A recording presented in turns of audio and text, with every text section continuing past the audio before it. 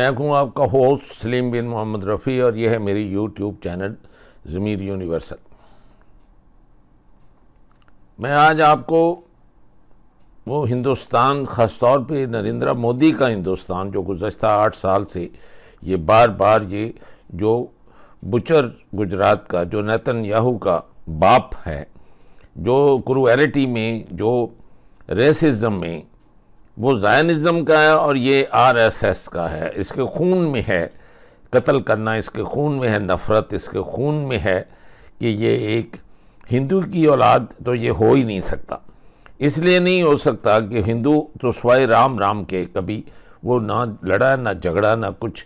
ये कोई ख़ास किस्म जानवरों की है जिन्हें तुम्हें मुसलमानों ने ये सिखाया। उनको दुआ दो उन मुगलों को जिन्होंने आकर तुम जो जानवरों की तरह तुम जो महाराजे जो है ना, कोई 500-600 से ज़्यादा तुम्हारे महाराजाओं की रियासतें थी, किस तरीके से तुम दूसरों से लड़ते थे। अभी तक तुम दल्लत तुम्हारे इधर आकर अगर वही बार जो मंदिर के पानी पी रहे तो तुम उसको मार देते हो। अभी तक वो ईसाइयों की औरतों को तुम नंगा करके बाजार में फिर कर उनको लिंच करते हो।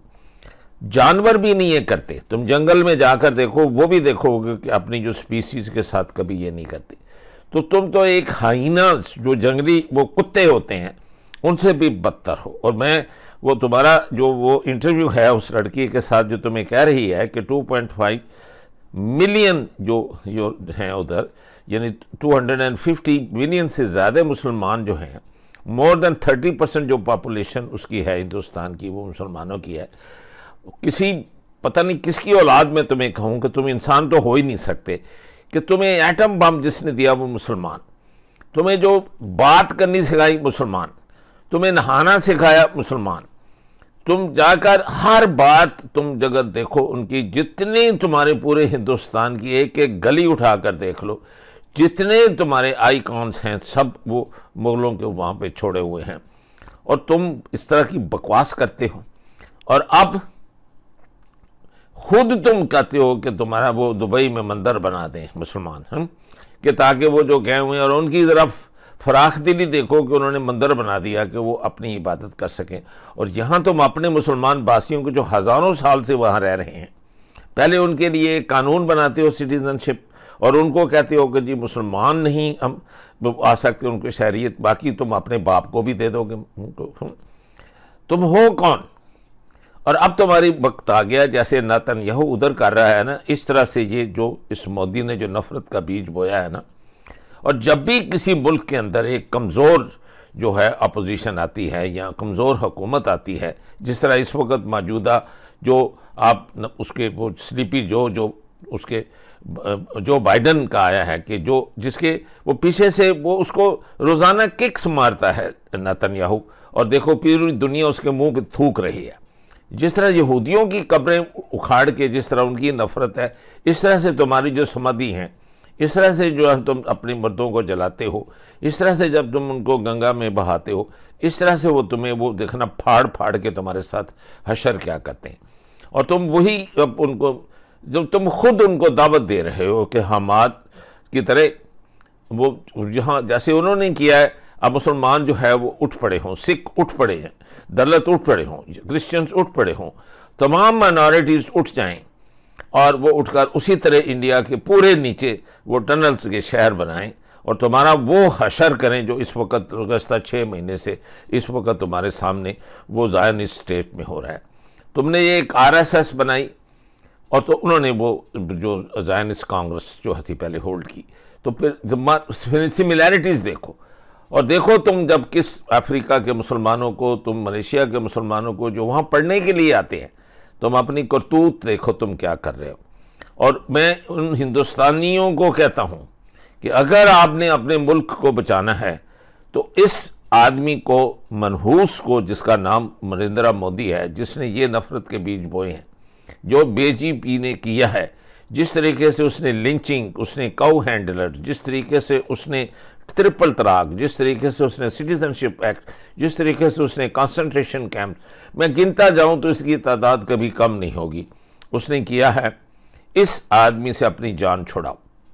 और ये राहुल गांधी, मैं आपसे सीधा डायरेक्ट मुखातब हूं कि तुम्हारी कमजोरी है। अगर तुम्हारा बाप जिंदा होता, अगर तुम्हारा दादा जिंदा होता, अगर तुम्हारी माँ जिंदा होती, और ये माँ मैं की बात नहीं कर रहा, मैं इंदिरा गांधी की बात कर रहा हूँ कि वो जो तुम्हारी ग्रैंड मदर, वो अगर जिंदा होती तो तुम देखते हो कि ये जुर्रत नहीं कोई कर सकते थे। अंदाज़ा करो कहाँ मनमोहन सिंह और कहाँ ये मौजूदा। अंदाज़ा करो उस वक़्त का फॉरेन मिनिस्टर और इस बदतमीज़ आदमी को जो ये बकवास कर रहा है। और वो दूसरा जो जयशंकर है, मैं इसके भाई को जानता हूँ। तुम इसको ज़रा सोचो कि उसके ऊपर कौन सी ये चिप अपने शोल्डर में वो लेकर ये बकवास कर रहा है, और किस तरीके से वो यानी नफ़रत के बीच पाकिस्तान के नहीं, वो तमाम मुसलमानों के भी नहीं, वो इसकी इतनी जुर्रत है कि वो अमेरिका के कह रहा है कि तुम अपने कौन हो हमें हमारे सिटीजन। अरे तू बकवास करता है, एक एक कतरे पानी पे तो तू उस पर मरता है। जब कुत्ते की तरह उसने तुम्हें इतने सालों से दुरकारा हुआ था तो तेरे पास था क्या? 70 की में जाओ, जाके देखो तुम्हारे पास क्या था। कपड़ा भी लेना तुम्हारे यहाँ आते थे, गाड़ियाँ भी यहाँ से लेकर आते जाते थे।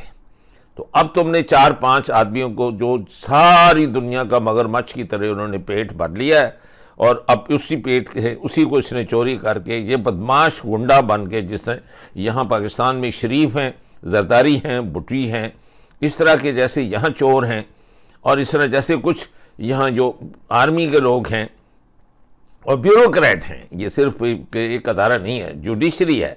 इसी तरह उसने पूरी कंप्लीटली हर अदारा जो उसने इंडिया का है, इंडियन इलेक्शन कमीशन से लेकर उसने इंडिया के सुप्रीम कोर्ट से लेकर हर एक को उसने करप्ट कर दिया। और 4 या 5 आदमी हैं सारे हिंदुस्तान में जिनके पास पूरी दौलत है।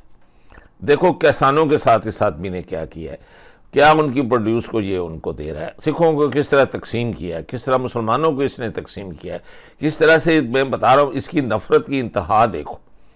और अब आप किस तरीके से इसे कह सकते हैं कि ये कभी ये जुर्रत कर सकता है चाइना के साथ, जो बांत मतलब के कुनबे की तरह छोटी रियासतें के नहीं। लेकिन इस दफ़ा अगर मैं ये जून में ये दोबारा आ सकता है तो समझो कि तुम्हारा इंडिया बस ख़त्म।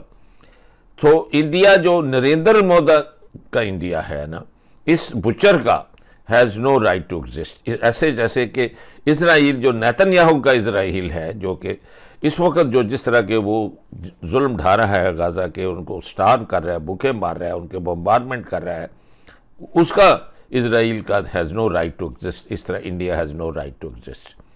तो इन अल्फाज के साथ मैं आपको कुछ मैं स्लाइडें दिखाता हूँ, आप अपनी आंखों से देखें कि इस किस किस्म के जुल्म हिंदुस्तान में उनके, यानी उनको नमाज के वक्त पीछे से किक किया जा रहा है। इवन फॉरेन जो लोग स्टूडेंट आए हुए हैं उनको नहीं पढ़ने दिया जा रहा। ये तो तेरी करतूत है। और वो आदमी बकवास कर रहा है, ज़रा उसकी ज़रा बकवास देखें। मैं कभी इतने स्ट्रॉन्ग लफ्ज़ किसी के लिए इस्तेमाल नहीं करता, लेकिन मैं कहता हूँ इस आदमी को मुंह पे थूकना चाहिए कि to spit on his face, कि जो कहता है कि वो मेरे इक्वल नहीं है। हराम खोर, जैसे तुम्हारे 2 बाजू हैं उनके 2 बाजू हैं, तुम्हारी 2 टांगें हैं उसकी 2 टांगें हैं। जैसे जरा नाक है कुत्ते का तरह उस तरह उनका नाक है। जो कुछ तेरे पास है उस तरह, तेरे से ज़्यादा बेहतर उनका दिमाग है। 5 वक्त वो हाथ धो के वजू करते हैं, तू तो तहारत भी नहीं साले करता। तेरे तो पेशाब के कतरे भी तेरे वो हर जगह लगते हैं, आगे पीछे सारे लगते हैं। तेरे कपड़ों में बू और स्मेल आती है, और तेरी घर वाली भी तुम्हें बताती होगी कि तुम्हारी क्या स्मेल आती है। और और वो तूने यूट्यूब पे उसको डाला हुआ है, ये तेरी करतूत तो ये तेरी बताती है। और ये इसी तरह की ये जो तुम्हारे जो ये बुचर है और ये अमित शाह है, और जिस तरह से वो जो तुम लोगों ने राह का जो उसको बना सका हुआ है, डोल, अजीत डोल, जिसने पूरी दुनिया को, इसी तरह उन्होंने मुसाद ने किया हुआ है, तभी तुम्हारा करूरा डालता है। अब करो फिर, अब उठो और जाके अब होतियों को देखो, देखो किस तरह तुम्हारे अंदर घुस के मार रहे हैं। चाइनीज ने तुम्हें अंदर घुस के मारा, देखो किस तरीके से पकड़। I mean, the UN has called this bill fundamentally discriminatory in nature, surely by leaving out Muslims and including every other religion in this bill. No, but in this act, this is rolling back India's secular democratic core. The act cannot be faulted for that. This was a commitment we had made over several years, over several governments. We have completed the job. We know where the Muslim population is large, there's always trouble because the Islamic ideology says so. I mean, there's 200 million Muslims living in India. That's the second largest Muslim population in the world. And you're saying that wherever Muslims live, there's if Muslims become more than 30% that country is in danger. That sounds like hatred. That sounds like language of hatred. It's easy to say hatred. I'm being kind to them by not letting them come to India. Article 14 of the Indian Constitution guarantees the right to equality, as you know, for all persons living in India. I can tell you that's a misinterpretation of Article 14. Article 14 guarantees equality of equals. I'll give you an example. Are all people not equal? All people are not equal. Muslims do not deserve equal rights to apply for citizenship. There's no such thing as equal rights. They're not in an equal category. Narendra Modi Bharat के प्रधानमंत्री अयोध्या में एक मंदिर का inauguration कर रहे हैं। दूसरी तरफ इसी खिड़की में ही देखिए आप कि फिर उसके बाद अयोध्या में पहले मंदिर का इनॉग्रेशन करते हैं, उसके बाद जाके अबू धाबी में अरबों की ज़मीन पर जाकर वो मंदिर का इनॉग्रेशन करते हैं, बाब्स मंदिर का इनॉग्रेशन करते हैं, उसके सिर्फ 1 महीने से भी कम के अंतराल पर। दूसरी खिड़की में आप ये देखिए, यहाँ पर गुजरात के विश्वविद्यालय में, यहाँ यूनिवर्सिटी में छात्र पढ़ने के लिए आए हैं ताकि बेहतर भविष्य अपना बना सकें। इन लोगों को आप ये देखिए कि इनके साथ अब से कुछ ही घंटों पहले इस तरह की बर्बरता हुई है कि ये छात्र रमज़ान के महीने में नमाज पढ़ रहे थे वहाँ पर, जिस पर कुछ छात्रों ने आकर आपत्ति जाहिर की, कुछ लोगों ने आकर, छात्रों नहीं कुछ लोगों ने आकर आपत्ति जाहिर की। और उसके बाद नमाज ख़त्म हो जाने के बाद जब उन्होंने पूछा कि आपको समस्या क्या है, तो उन्होंने कहा कि आपको यहाँ नमाज नहीं पढ़नी चाहिए। इसके बाद इनके बीच झड़प हुई। झड़प होने के बाद ये जो कुछ लोग थे वो बहुत सारे लोग बन गए। बहुत सारे लोग रात को 10 बजे के बाद इस हॉस्टल में दाखिल हुए। इस हॉस्टल में दाखिल होने के बाद इन्होंने मारपीट की इन विदेशी छात्रों के साथ, इनके कमरे में घुसे, इसके अलावा पत्थरबाजी की, इनके जो व्हीकल्स थे उनको तोड़ दिया, जिसमें बाइक्स तोड़ी गई। ये तमाम वीडियो आप देख रहे हैं यहाँ पर स्क्रीन पर। ये सब कुछ हुआ। सबसे ज़्यादा हैरानी की बात है, अभी आप जो वीडियो देख रहे हैं खिड़की में, इस वीडियो को आप पूरा देखिए, फिर हम वापस आते हैं और उस पर मैं अगली आपको सूचना दूंगी।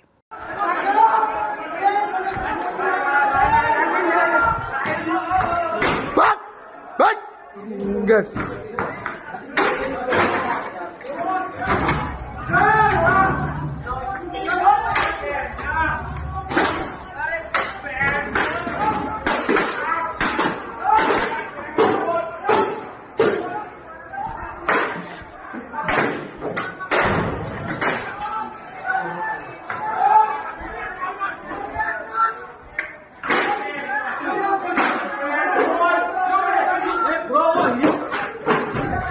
तो ये वीडियो आपने देखा। सबसे पहले ये वीडियो हमने देखे हैं छात्र, यानी एक व्यक्ति आगे बैठकर इस नमाज की इमामत कर रहा है और बाकी लोग उनको फॉलो कर रहे हैं। यहाँ पर आप देख रहे हैं पीछे दीवार पर यहाँ बिस्मिल्लाहिर्रहमानिर्रहीम लिखा है, यानी कि मैं शुरू करता हूँ या करती हूँ खुदा के नाम से जो रहम करने वाला है। इन दोनों बातों पर कि इन छात्रों का यहाँ पे नमाज़ पढ़ना और दूसरे ये अरबी में लिखा होना, इस दीवार पर सफ़ेद दीवार पर काले अक्षरों में अरबी में लिखे होना, नरेंद्र मोदी का ही तमाम जो पूरा सपोर्ट नेटवर्क है, उनकी बीजेपी की आईटी सेल और तमाम जो हिंदुत्व के फुट सोल्जर्स हैं जो सोशल मीडिया पे नरेंद्र मोदी, बीजेपी, आरएसएस, उनकी हिंदुत्व की पॉलिटिक्स और हिंदू राष्ट्र बनाने की जो बात करते रहते हैं, वो तमाम लोग मोहम्मद ज़ुबैर और उन जैसे और दूसरे लोग जैसे कि मैं, उन सबको जवाब देने लगे। मोहम्मद ज़ुबैर की गिरफ्तारी का ऐलान करने लगे, उनके लिए ट्रेंड चलाने लगे। और उनकी दलील आप सोचिए, उनकी दलील क्या थी? वो ये कह रहे हैं कि दीवार पर अरबी में कुछ लिखा हुआ है, कोई ऐसी बात है जिससे सबको डर जाना चाहिए। दूसरी बड़ी बात यह है कि अभी जो ये लोग नमाज़ पढ़ रहे हैं, ये वो जगह है जहाँ पर गणपति की पूजा होनी थी और इसी जगह पर ये विदेशी जो छात्र हैं ये नमाज क्यों पढ़ रहे हैं। यहाँ हैरानी की बात यह है कि सबसे बड़ी बात कि जो फोबिया, एक जो डर पैदा कर दिया गया है जो मुस्लिम धर्म की किसी भी प्रार्थना के बारे में। इससे पहले आपने देखा था कि दिल्ली में एक पुलिस वाले ने बाकायदा लात मारकर, किक करके उन लोगों को उठाया था जो जुमे की नमाज़ पढ़ रहे थे, उनके साथ किस तरह की बदसलूकी की थी वो भी आपने देखा था। तो आप ये साफ तौर पर देख रहे हैं कि एक लगातार पिछले 10 सालों में ये जो लोग आए, ये भी नरेंद्र मोदी के सपोर्ट नेटवर्क का ही हिस्सा है। इसमें कई लोग जो हैं वो भगवा गमछा पहने हुए देखे जा सकते हैं। तो मैं यहाँ कहने की कोशिश कर रही हूँ कि पूरे 10 साल में माहौल ऐसा बनाया गया है, इतना जहर आम लोगों के मन में, चाहे वो किसी पॉलिटिकल पार्टी के कार्यकर्ता हों या ना हो। मैं तो ये कह रही हूँ कि इससे पहले भी बीजेपी थी, इससे पहले भी आरएसएस थी, लेकिन क्या वाकई किसी भी व्यक्ति जो कि इस्लाम की प्रार्थना करता हुआ पब्लिक प्लेस में देखा जा रहा है उसके ऊपर हमलावर नहीं होते थे? हिंदू और मुसलमान इस देश में सैकड़ों साल से रह रहे हैं। हिंदू अपनी प्रार्थना करता था, मुसलमान अपनी प्रार्थना करता था। आरएसएस को भी 100 साल गुजर जाएंगे, लेकिन क्या आरएसएस के लोग भी, ये बीजेपी जिसको हम कहेंगे 80 के दशक से जो बीजेपी आगे बढ़ी है, वो भी 40 साल से ज़्यादा गुजर रहे हैं। क्या इस 10 साल से पहले इस तरह का घटनाक्रम देखा गया जहां कोई भी पब्लिक एक्ट ऑफ वर्शिप, यानी कहीं भी जो आम जगहों पर मुसलमान, अगर वो भारत का भी नहीं है, आप उसे जानते भी नहीं हैं, वो जुमे की नमाज़ नहीं पढ़ रहा है, वो मस्जिद के बाहर भी नमाज़ नहीं पढ़ रहा है, जैसे कहा जा रहा है कि सड़कें घेर ली जा रही हैं और तमाम तरह से लैंड जिहाद किया जा रहा है। ये विदेशी छात्र थे, गुजरात में आए थे शिक्षा ग्रहण करने के लिए, या फ़ी पे कर रहे होंगे, भारत की जो अर्थव्यवस्था है उसमें किसी न किसी तरीके से मदद कर रहे होंगे, स्टेट की अर्थव्यवस्था में मदद कर रहे होंगे अपने ही हॉस्टल में। और सबसे बड़ी बात जो मैं आपको अगली बात बताऊंगी वो ये कि जो इंटरनेशनल विंग है, यानी जहां पर सिर्फ अंतर्राष्ट्रीय छात्र रहते हैं, 75 छात्र रहते हैं, ये यूनिवर्सिटी की वाइस चांसलर ने खुद ऑन रिकॉर्ड बताया है कि 300 छात्र इस हॉस्टल में हैं और उसमें जो 75 छात्र हैं वो ए विंग में रहते हैं, वहाँ सब विदेशी छात्र हैं। Police not arresting them. Everyone is running away. They broke everything. They broke everything. Now they are running away. They are not taking any action right now. This is a democratic country. This is a secular country.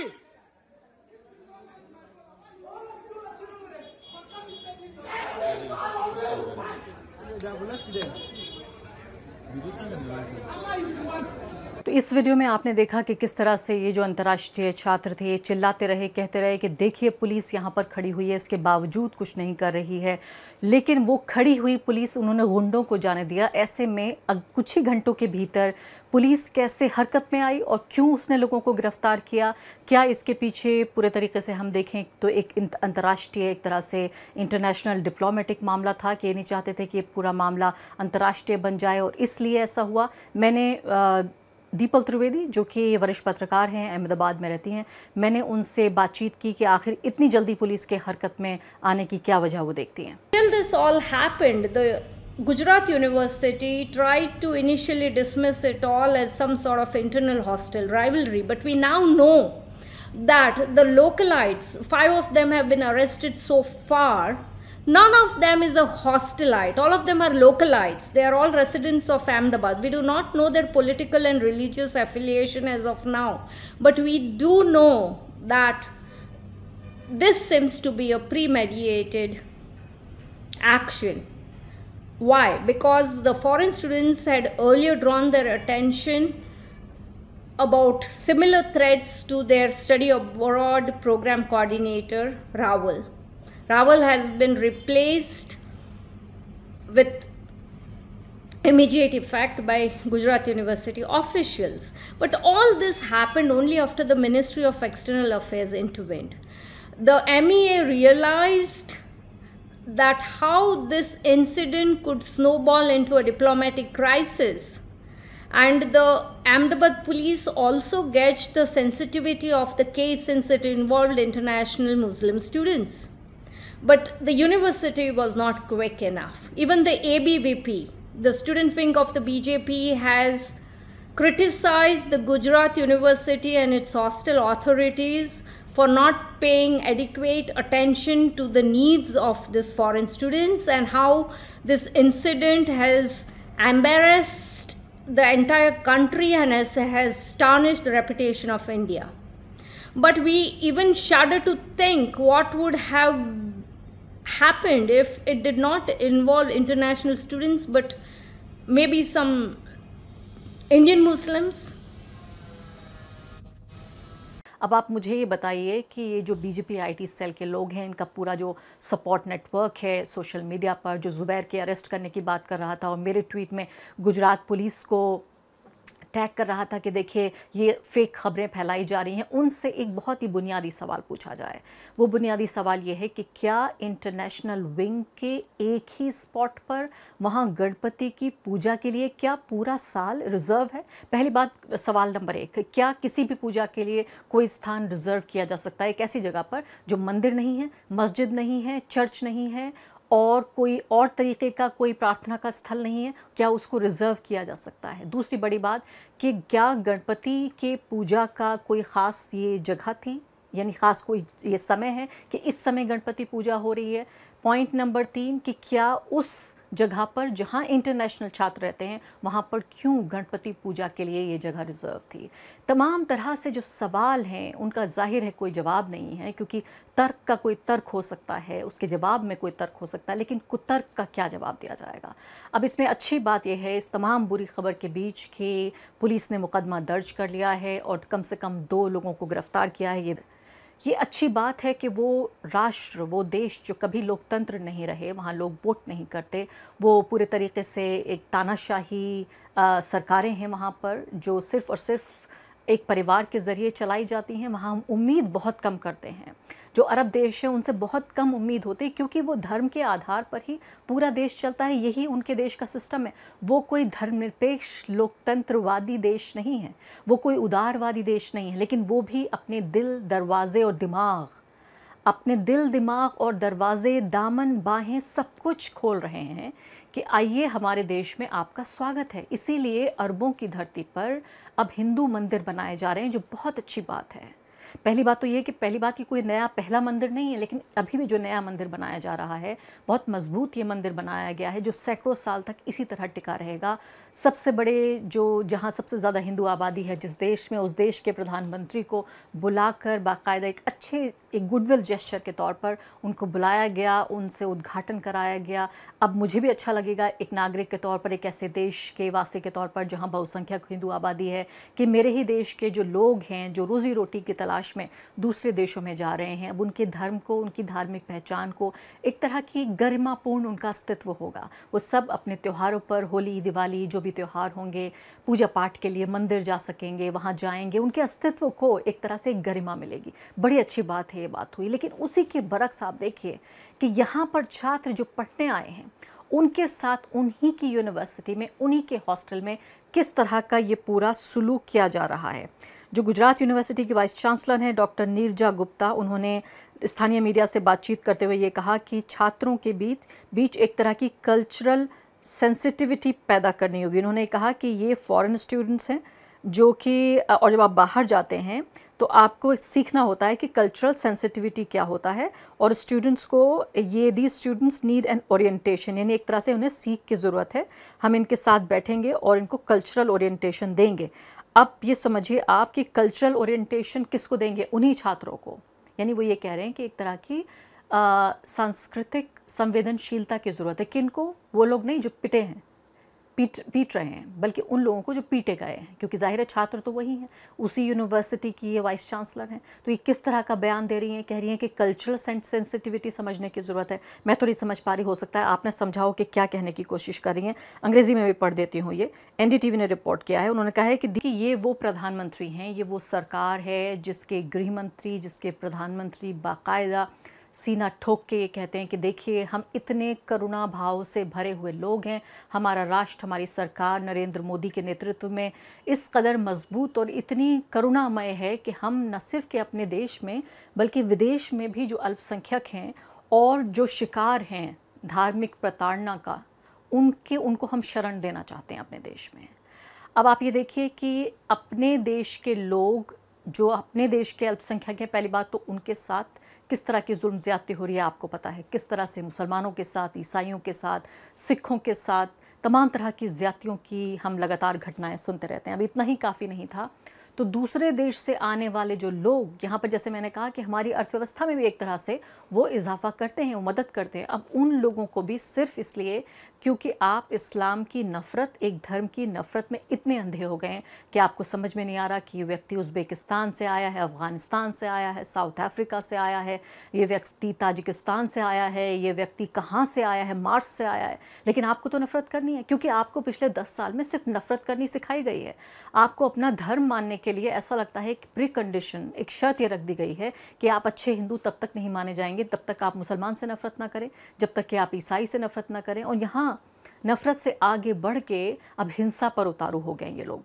मैं यहाँ पर उम्मीद ये करती हूँ कि जो BJP सरकार है गुजरात में, वो इस बात को सुनिश्चित करेगी, अपनी पुलिस को इस बात का पूरा दिशा निर्देश देगी कि जितने भी आरोपी हैं यहाँ, जो दोषी हैं, उनको सख्त से सख्त कार्रवाई की जाए, उनके ऊपर उनको सज़ा दी जाए, ताकि उन्हें उम्र भर ये सबक याद रहे, न सिर्फ उनको बल्कि और जितने गुंडे हैं उनको ये सब याद रहे कि आप किसी भी व्यक्ति को, चाहे वो आपके देश का हो और सबसे ज़्यादा जब वो विदेशी हो, आप इस तरह। यूनिवर्सल टेलीविजन को सब्सक्राइब करना ना भूलें, उसके बाद बेल बटन पे क्लिक करें और अपने कमेंट्स के सेक्शन में अपने कीमती जो ख्यालात का इजहार ज़रूर